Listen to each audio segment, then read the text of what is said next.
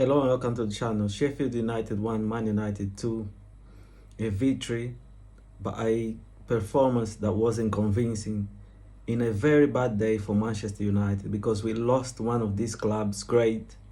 We lost Sir Bob Charlton, a player that have survived the Munich disaster and still went on to achieve greater things with the United, winning the Europa Cup, the World Cup, and becoming Man United top scorer at that particular time.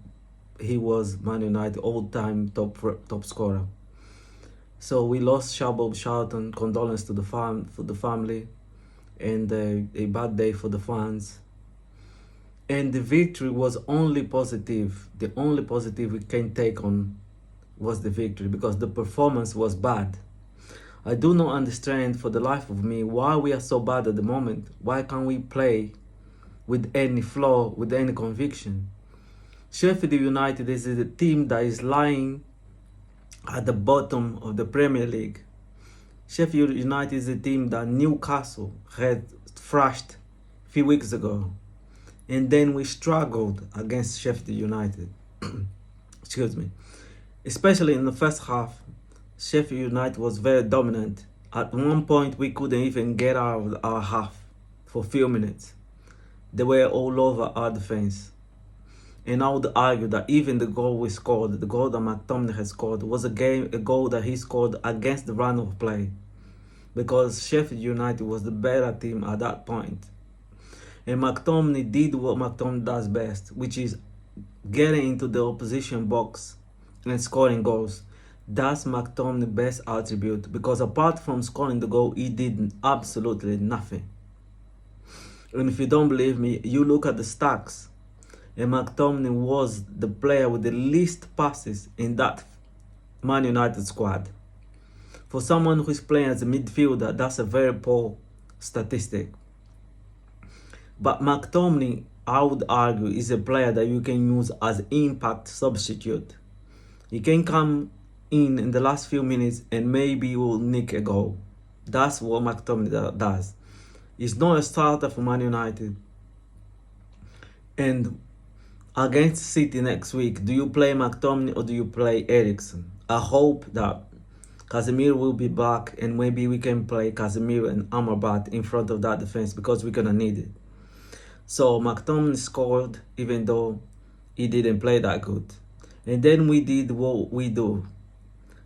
After we scored, we went on to concede a goal few minutes after we scored. So we go into the break 1-1. And in the second half, we came on a bit more dominant. We took a bit more control of the game, especially after the substitutions, because we brought on Garnacho, who was very direct as always. Martial played in the middle, and Rashford went to the right.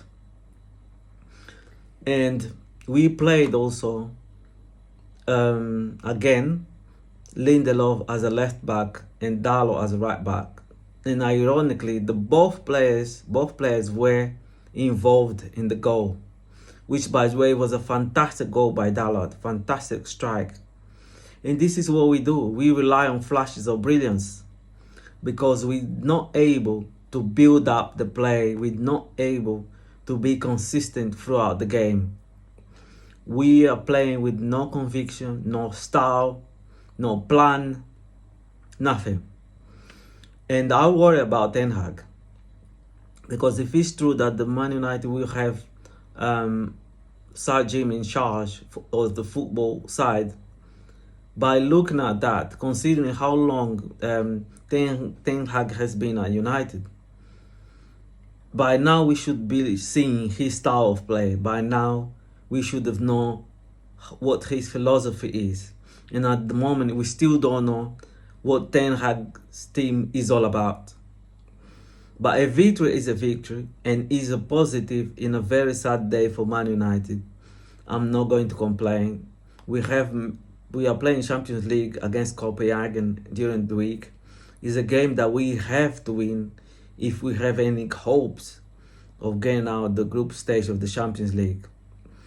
Yeah. We also had chances in this game, and that's another problem with Man United. We're wasteful at the front. Our strikers are not confident in front of the goal. We are missing so many opportunities to score. Rashford is not playing well for Man United. Højlund has not scored in the Premier League yet. And we also were unlucky because several times we hit the bar, we hit the post. The scoreline could have been different. But even if the scoreline was 4-1 or 3-1, the performance still wasn't good. And we still have a lot to improve. And hopefully Ten Hag will be able to do it. Because otherwise he will get sacked, and rightly so. We cannot go on to continue to play like that. Things don't look good at the moment. That team doesn't look good.